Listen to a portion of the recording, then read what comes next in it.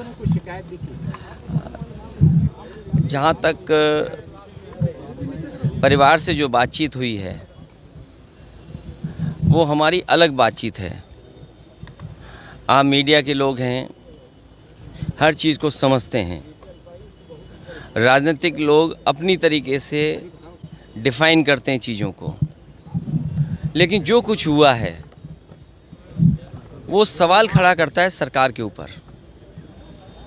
जो घटना हुई जेल के अंदर, उन सवालों का जवाब सरकार के पास नहीं है। कोई आज बात मैं कह दूं, आप मेरे जितने भी भाषण हैं विधानसभा के या विधानसभा के बाहर, जब कभी भी प्रेस से बातचीत हुई है, उस दौरान मैंने ये कहा कि सबसे ज़्यादा भेदभाव, अन्याय इस सरकार में लोगों के ऊपर हो रहा है। और कस्टोडियल डेथ में भी ये सरकार और प्रदेशों से आगे जाना चाहती है। आपको याद होगा, मैं बलिया में जब आया था, एक व्यापारी परिवार से मैं मिला था। उसकी शिकायत ये थी, पुलिस प्रशासन जानता था, सूदखोर उस पर दबाव बना रहा था।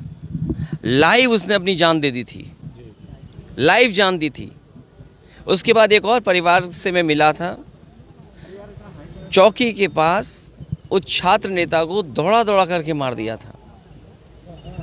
जेल में घटना होना, थाने में घटना होना, मुख्यमंत्री आवास के सामने न्याय के लिए आत्मदाह कर लेना, तहसील के आगे जाकर के लोगों का या किसी को न्याय नहीं मिला, उसने आत्मदाह किया है।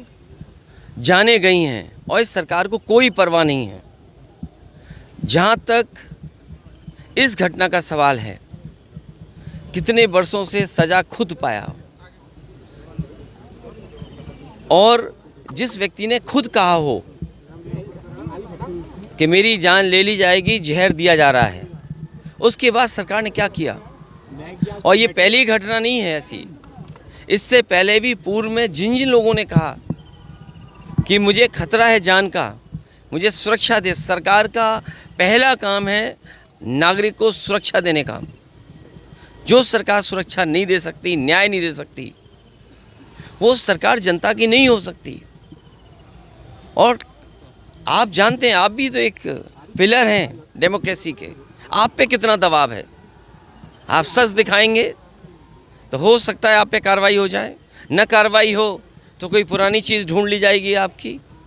आपने वो देखे कि अगर किसी पत्रकार ने खबर ये भी चलाई कि दाल में पानी है, नमक है, हल्दी है, दाल नहीं है, उसको जेल तक जाना पड़ा। तो ऐसी सरकार जिस पे हम सब यही कहते हैं कि डेमोक्रेसी में न्याय मांगना, न्याय दिलाना, ये सरकार की जिम्मेदारी है कि न्याय मिले लोगों को। कम से कम सरकार के प्रति भावना बढ़े, भरोसा बढ़े। और सोचिए आप, इंस्टीट्यूशंस ख़त्म हो रही हैं, हम किस पे भरोसा करें। हम पुलिस से शिकायत करें, पुलिस न्याय नहीं दे रही है। हम किसी अधिकारी से बात करें, अधिकारी न्याय जनता को नहीं दे रहा है। तो इन इंस्टीट्यूशंस को ख़त्म किया, ये आरोप कोई हम लोग नहीं लगा रहे हैं। क्या आपने नहीं पढ़ा कि गवर्नर रहे जम्मू कश्मीर के, उन्होंने कहा ये आखिरी चुनाव डेमोक्रेसी का, अपने बोर्ड से बचा लो। अगर बोर्ड से डेमोक्रेसी नहीं बची तो डेमोक्रेसी हमेशा हमेशा के लिए ख़त्म हो जाएगी। इसीलिए इंस्टीट्यूशंस को ख़त्म कर रहे हैं। हम किस पे भरोसा करें। इस सरकार ने भरोसे को और सच्चाई को मारा है।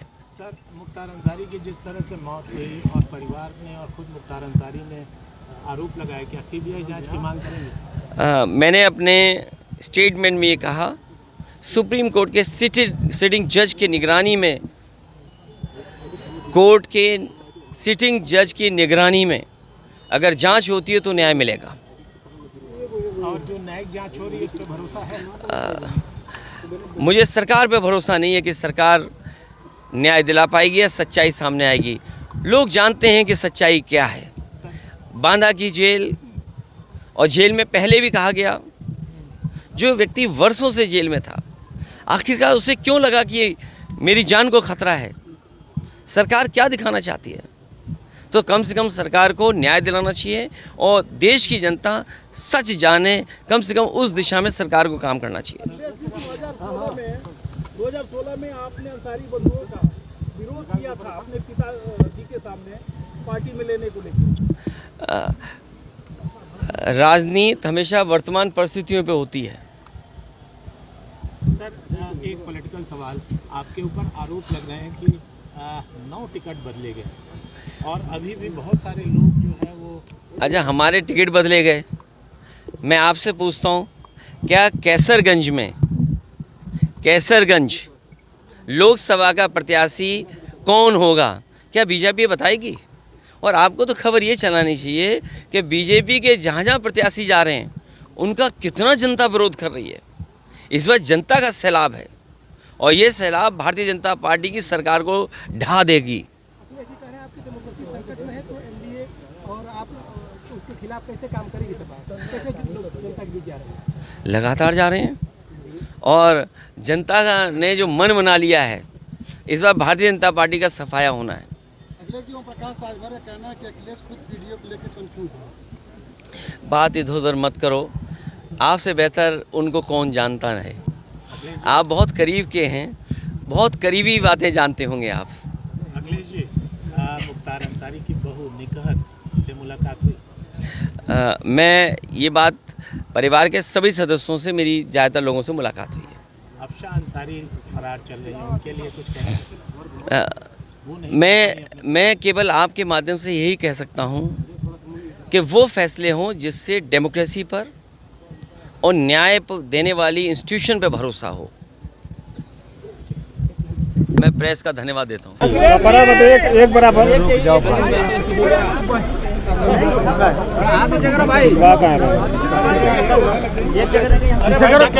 यही बुलाइएगा भैया। मैडम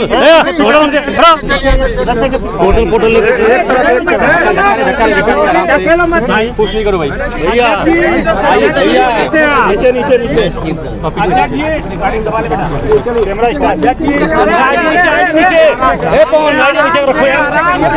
हो जाए। अरे सही है सही है सही है। थोड़ा नीचे करो, नीचे करो, थोड़ा नीचे कर लीजिए। नीचे का हटावा उधर से पुरसा देने अंसारी को किससे किससे मुलाकात हुई? मैं परिवार के सभी सदस्यों से मिला और परिवार के इस दुख में मैं शामिल होने आया। रिजवान तो बड़ी आइडिया था, इस दुख की घड़ी में उनके साथ ना लो कोई हटा दो ना, आइडिया हटा दो।